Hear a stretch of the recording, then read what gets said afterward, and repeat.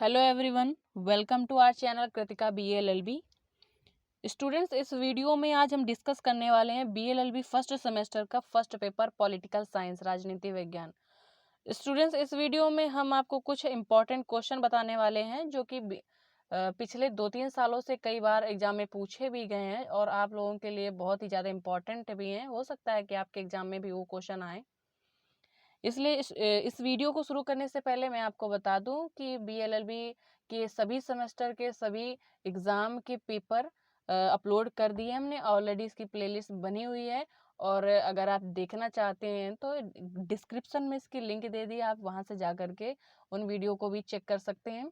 और अगर आप इस वीडियो का PDF डाउनलोड करना चाहते हैं तो हमारा टेलीग्राम चैनल है, कृतिका BLLB नाम से है। आप वहाँ जा कर के इसका PDF डाउनलोड कर सकते हो, बाकी पेपर का भी PDF डाउनलोड कर सकते हैं।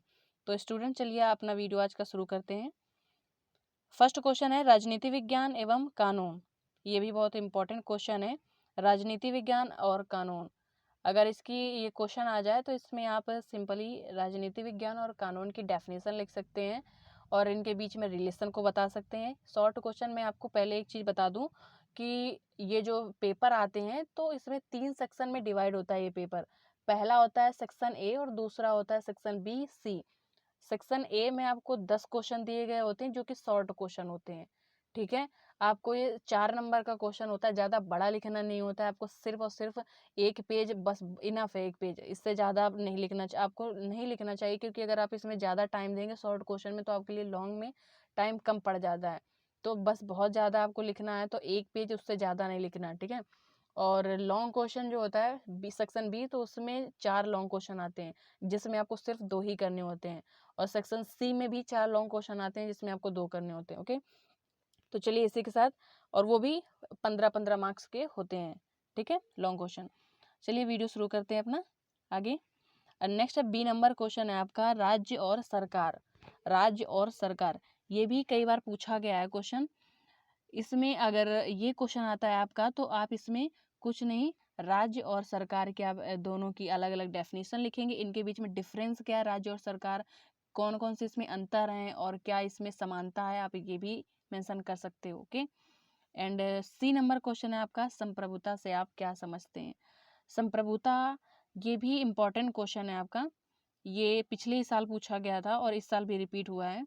और ये जो है संप्रभुता से आप क्या समझते हैं, अगर ये क्वेश्चन आता है तो आप इसको कैसे करेंगे। इसमें आप किसी फेमस राइटर की आप डेफिनेशन दे सकते हैं, संप्रभुता का अर्थ बता सकते हैं, इसमें फेमस राइटर की डेफिनेशन दे सकते हैं।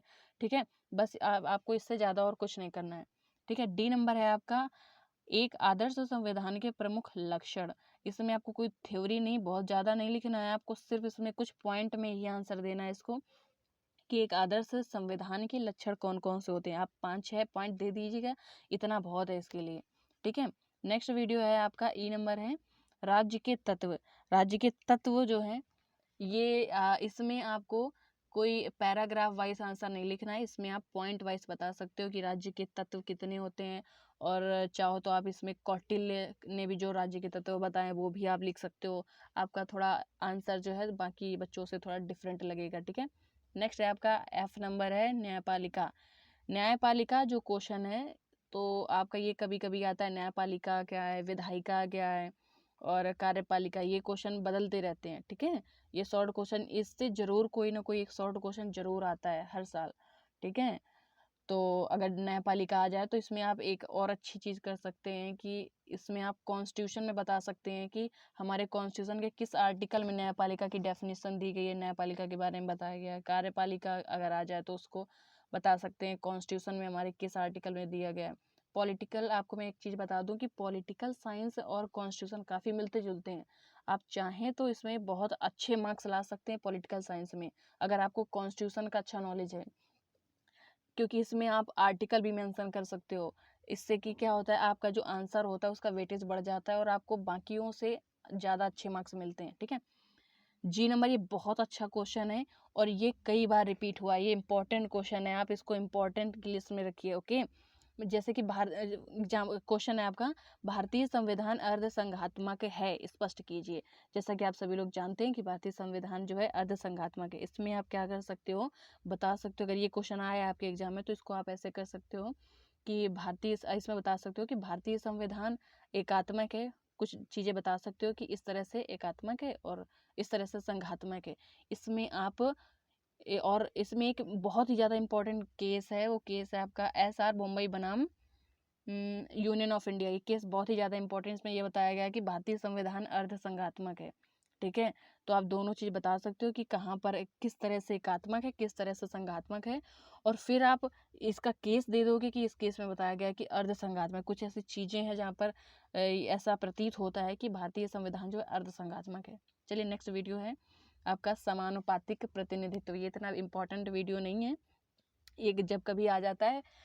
ठीक है, नेक्स्ट है आपका आई नंबर जो क्वेश्चन है, अवरोध एवं शक्ति संतुलन का सिद्धांत।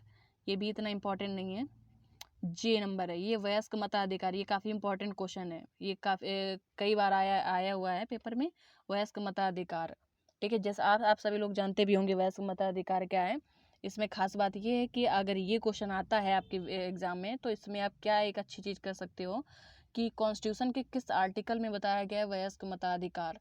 ठीक है, वही किस मतलब वयस्क मताधिकार देने का जो अधिकार है, वयस्क व्यक्तियों को मताधिकार जो है किस आर्टिकल में बताया गया, आप ये आर्टिकल मेंशन कर सकते हो। निर्वाचन और निर्वाचन भारतीय संविधान के किस आर्टिकल में बताया गया, निर्वाचन चुनाव के बारे में किस आर्टिकल में बताया गया है। अगर ये चीज़ आप लिखते हो तो आपका ये आंसर थोड़ा सा अच्छा लगता है। एग्जामिनर जब चेक करता है तो उसको लगता है कि हाँ इस स्टूडेंट्स को कुछ नॉलेज है इसके बारे में। ठीक है, सेक्शन बी है आपका, इसमें 4 क्वेश्चन दिए गए हैं जिसमें आपको केवल 2 ही अटेम्प्ट करने हैं। ठीक है, फर्स्ट जो है आपका, राजनीति विज्ञान का अर्थ बताइए तथा उसके क्षेत्र का उल्लेख कीजिए। ये इंपॉर्टेंट क्वेश्चन है, ये पिछले साल भी आया था। ठीक है, और उसके पिछले थोड़ा सा इसमें चेंज होता है, कभी राजनीति विज्ञान का अर्थ पूछ लेते हैं। ठीक है, उसके ये तो एक होता है कि राजनीति विज्ञान का अर्थ बताइए, राजनीति विज्ञान की परिभाषा बताइए। ठीक है, इसी के साथ जो क्वेश्चन होता है, राजनीति विज्ञान का क्षेत्र पूछ लेते हैं, राजनीति विज्ञान की प्रकृति पूछ लेते हैं, राजनीति विज्ञान का विशेषताएं पूछ लेते हैं। यहाँ लास्ट में थोड़ा कुछ चेंज कर देते हैं। ठीक है, लेकिन ये हर साल इसके भी कोई ना कोई इससे रिलेटेड एक क्वेश्चन आता है लॉन्ग क्वेश्चन में। ठीक है, राज्य का अर्थ बताइए तथा समाज से इसका अंतर स्पष्ट करिए। ठीक है, ये भी इम्पोर्टेंट क्वेश्चन है। राज्य का अर्थ, ठीक है, इसमें आपको राज्य का अर्थ बताने के लिए आ जाएगा, हो सकता है राज्य का प्रकार आ जाए, राज्य के तत्व आ जाए। ठीक है, इस तरह से आ सकता है। ठीक है, तो फर्स्ट आपका बहुत ज़्यादा इम्पोर्टेंट है। नेक्स्ट है आपका संविधान के प्रमुख प्रकारों का विस्तार से उल्लेख कीजिए तथा उसके गुण दोषों पर प्रकाश डालिए। ये आपका इम्पोर्टेंट क्वेश्चन है। ठीक है, संविधान से रिलेटेड कोई ना कोई हर साल एक क्वेश्चन जरूर आता है। आप संविधान से जो यूनिट है आपके संविधान से रिलेटेड आप जरूर कुछ ना कुछ पढ़ लीजिएगा। ठीक है, नेक्स्ट है आपका संघीय व्यवस्था की प्रमुख विशेषताएं क्या हैं। ठीक है, भारत की संघीय व्यवस्था में उभरती हुई प्रवृत्ति का उल्लेख कीजिए। ठीक है, ये जो क्वेश्चन है ये आपका बहुत ज़्यादा इंपॉर्टेंट, इससे रिलेटेड कई क्वेश्चन इस तरह से पूछ लेते हैं, भारतीय संविधान एकात्मक है या संघात्मक है। ठीक है, इनकी विशेषताएं बताइए, इनके गुण दोष बताइए, इनकी प्रकृति बताइए। ठीक है, इस तरह से काफ़ी क्वेश्चन आता है इससे रिलेटेड। भारतीय संविधान की संघात्मक और एकात्मक से रिलेटेड कुछ ना कुछ हर साल एक लॉन्ग क्वेश्चन जरूर आता है। आप इसको अच्छे से तैयार कर लीजिएगा। ओके, नेक्स्ट है आपका सी, सेक्शन सी में आपका इसमें भी 4 क्वेश्चन, देखिए ये इसमें आया भी है लॉन्ग क्वेश्चन में, एकात्मक सरकार के गुण एवं दोष। एकात्मक सरकार के बारे में बताया गया, हमने ऊपर आपको एकात्मक संविधान के बारे में बताया था। ठीक है, एकात्मक सरकार के गुण एवं दोषों की चर्चा कीजिए। भारत में एकात्मक सरकार क्यों संभव नहीं है। ठीक है, वही लगभग वही है जो एकात्मक संविधान की बात करी थी हमने, वही लगभग एकात्मक सरकार है। ठीक है, चलिए नेक्स्ट क्वेश्चन है आपका, एक सदनीय एवं द्विसदनीय व्यवस्थापिका की विशेषताओं का तुलनात्मक विवेचना कीजिए। ये भी इम्पोर्टेंट क्वेश्चन है। ठीक है, विधायिका से रिलेटेड आपका विधायिका, कार्यपालिका, न्यायपालिका, इन तीनों में से कोई ना कोई एक क्वेश्चन आता है लॉन्ग में जरूर कोई ना कोई क्वेश्चन बनता है। जैसे इस बार व्यवस्थापिका का है, ठीक है। नेक्स्ट है आपका संसदात्मक एवं अध्यक्षात्मक सरकार की विशेषताएं बताइए तथा इनके गुण दोषों की तुलना करिए। ये भी काफ़ी इंपॉर्टेंट क्वेश्चन है। और लास्ट यूनिट का आपका है जनमत निर्माण के प्रमुख संसाधनों का विस्तार कीजिए। ये बहुत ज़्यादा लास्ट यूनिट का क्वेश्चन है आपका। बच्चे अक्सर इसको पढ़ते नहीं है, छोड़ देते हैं, ठीक है, लेकिन आपको इसको पढ़ना चाहिए। काफ़ी अच्छा इंटरेस्टिंग सब्जेक्ट है, सॉरी इंटरेस्टिंग एक टॉपिक है। और इसमें अगर आप थोड़ा बहुत भी पढ़ लेंगे तो आप अपने कभी ज़्यादा इसके बारे में नहीं आ रहा है तो आप इसको बना के भी लिख सकते हो, ठीक है। इसमें अगर इस तरह से आ जाए तो इसका आंसर आप ऐसे देंगे कि इसका डेफिनेशन बता देंगे, अर्थ बता देंगे। किसी फेमस राइटर ने अगर कोई डेफिनेशन दी हुई है तो वो बता देंगे आप। और इसके तब इसके आप साधन बताएंगे। आप डायरेक्ट अगर साधन बता देंगे तो ज़्यादा पेजेस का हो नहीं पाएगा, ठीक है।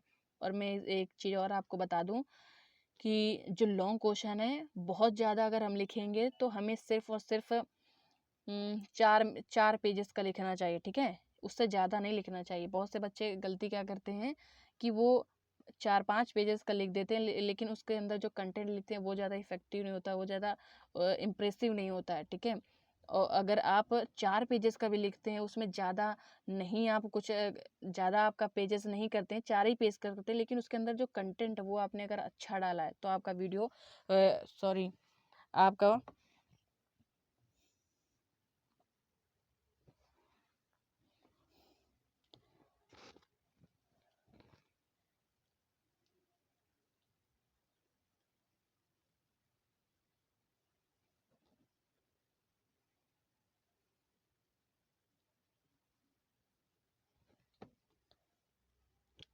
और अगर आप 4 पेजेस का आंसर लिख के आते हो तो ये इनफ है। और आप ज़रूरी नहीं है कि आप 4-5 पेज भरो, ठीक है। 4 पेज बहुत है बस। इसके सॉरी इसके अंदर जो अगर आप 4 पेजेस भी लिख के आते हो तो ये आपके लिए इनफ है। ज़रूरी नहीं है कि आप 5-6 पेजेस भरो लॉन्ग क्वेश्चन में। 4 पेजेस लॉन्ग क्वेश्चन के लिए 4 पेजेस पर्याप्त है। बस आपका जो कंटेंट होना चाहिए वो अच्छा होना चाहिए। उसमें एग्जामिनर को लपेटना नहीं है, सिर्फ उसका जो पूछे वही आंसर देना है, ओके।